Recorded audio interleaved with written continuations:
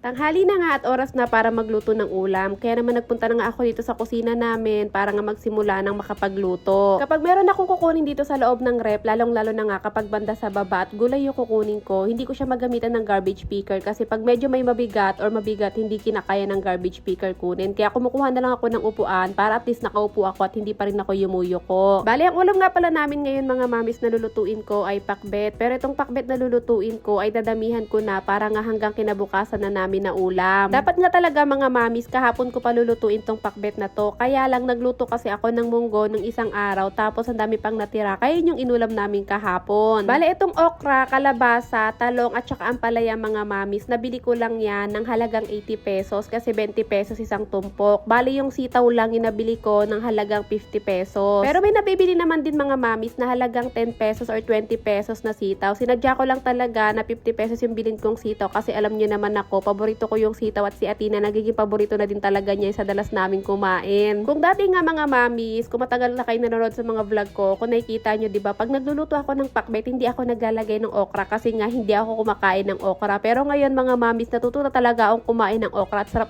na ako ngayon sa okra. Pero hindi ko nilahat yung okra mga mamis kasi nga baka maisipan ko or mag-crave ako sa okra. Kaya nag-iwan ako ng isang tali sa rep. Hindi ko nga din nilahat yung sitaw mga mamis, sinati ko siya kasi nga para ko sakaling maubos sa tong pakbet namin, makapag-adobo ako ng sitaw, tapos lalagyan ko na lang or sasahugan ko na lang ng chicken breast. Nahugasan ko na nga maigi isa-isa yung mga gulay at nahiwa ko na din siya. Nagsalang na ako ng kawali, naglagay na ako ng konting mantika, tapos nung uminit na, ginisa ko na yung bawang, sibuyas at pati yung kamatis. Isa pala sa mga gusto ko mga mamis, kapag nagluluto ako ng pakbet, ay naglalagay talaga ako ng bagoong. Kung hindi man ako nakapaglagay, wala akong magawa kasi nga hindi ako nakabili ng bagoong. Pero itong bagoong na nilagay ko mga mamis, niluto ko to ng gabi. Hindi ko na nga lang naisama ngayon sa vlog ko kasi nga gabi ko siya niluto at niluto ko siya sa labas ng pinto namin para hindi mangamoy itong loob ng bahay namin. Kaya ko din pala gabi niluto yung bagoong mga mamis. Bukod sa ayoko nga mangamoy itong loob ng bahay namin na amoy bagoong, kapag umaga ko niluluto to tapos sa labas ng pinto, pumapasok yung mga langaw dito sa loob, nahihirapan akong palabasin. So anyway mga mamis, sa inyo nakita nyo naman, pagkagisa ko ng bawang, sibuyas at kamatis, naglagay na rin ako ng bagoong. Tapos una ko inilagay yung kalabasa at sitaw tsaka yung ampalaya kasi ngayon yung gusto ko talagang unang maluto. Yung okra kasi tsaka yung talong, mabilis lang yung maluto at ayoko talagang ma-overcook yung okra.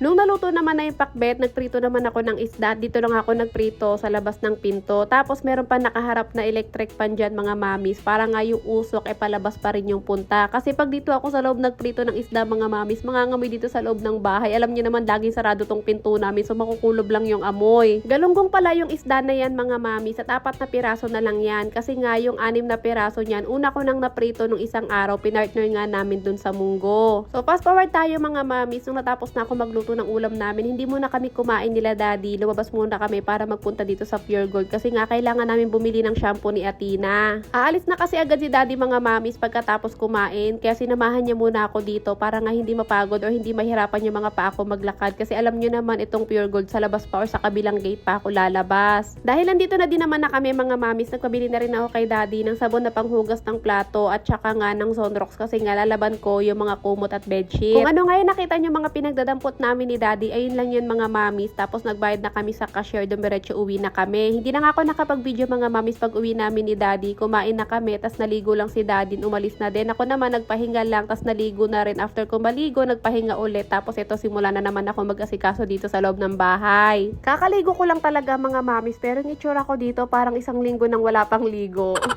Sa totoo lang mga mami, sobrang dami ko talagang gagawin ngayon dito sa bahay. Hindi ko talaga nagawa to, dapat no mga nakaraan pa. Pero dahil sige nga ang punta namin ni Atina ng Bulacan, ayun natambakan ako ng mga gawain dito. Kung napapansin nyo mga mamis, puro laban lang yung mga ginagawa ko. Tapos babalik kami sa Bulacan. Tapos natambakan na talaga ako ng maraming gawain. Mahalaga hindi ako natambakan ng labahan. Ang dami kong kailangan linisan mga mamis dito sa may sala, sa may kusina, sa kwarto ni Atina. Pero yung kwarto naman ni Atina mga mamis, ito tulong-tulong lang ako doon. Si Atina na yung pinaglilinis ko doon. Dapat talaga hindi pa ako kikilos ngayon mga mamis dahil sobrang init ng panahon ngayon, nakakatamad din talagang kumilos. Pero kasi pag hindi ko pa to ginawa mga mamis ngayon, ako din talaga ang mahihirapan. Mas lalo ako matatambakan ng mga gawain at mga kalat dito sa bahay. Kaya ito naman kahit tinatamad ako dahil sobrang init ng panahon ngayon, sige kumikilos pa rin ako. Sa totoo nga lang inaantok na ako dyan pero nilalabanan ko. Mahalaga matapos ko lang banda dito muna sa may sala. Kailangan ko na din kasi talaga mga mamis magpalit ng punda at laban nga itong cover ng sofa natiklop ako kasi parang hindi na siya amoy mabango, hindi na siya amoy downy, parang amoy panay na siya.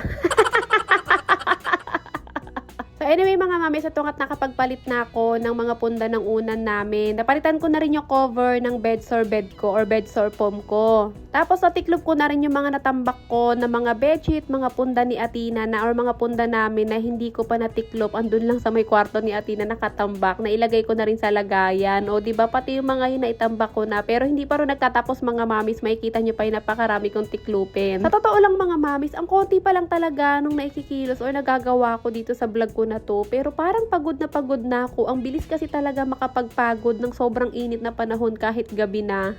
Hindi ko na pinatulong si Athena dito sa paglilinis sa may sala mga mamis. Pinatulong ko lang siya na siya na yung pinagbuhat ko nitong mga box na lagayan namin ng mga kumot, punda at bedsheet kasi nga medyo may kabigatan, hindi ko kaya. Actually kaya ko naman, ayoko na lang pilitin kasi baka tamaan yung tubo ko. Sa susunod na araw naman kasi mga mami, si Athena naman ang mapapagod kasi siya naman ang maglilinis ng kwarto at ako naman yung tutulong-tulong lang sa kanya. So anyway, kung nakita nyo, napakadami kong tiklupin. Yan yung mga nilalaban ko pag uwi kami ni Athena galing Bulacan tapos hindi ko na natitiklop. Kapag natuyo, ipapasok lang ni daddy, ilalagay niya lang sa may upuan. Hindi ko na nga pinakita sa inyo mga mamis kung paano ko natiklop lahat ng mga nakita nyong yon. Pero nung nagulat ako, nung natiklop ko siya, parang kumonti siya. Tsaka nung habang nagtitiklop kasi ako mga mamis, pahiga-higa ako kasi nga inaantok ako. Pero ayun nga, nalabanan ko naman yung antok ko at natapos ko pa din naman tiklopin lahat ng mga damit na yon. Hindi na nga lang kita sa video mga mamis, pero itong mga tiniklop ko, inaabot ko na lang kay Athena doon sa kwarto niya at sabi ko sa kanya siya nang maglagay sa mga damitan namin. Total naman nakatiklop na lahat ng mga yan.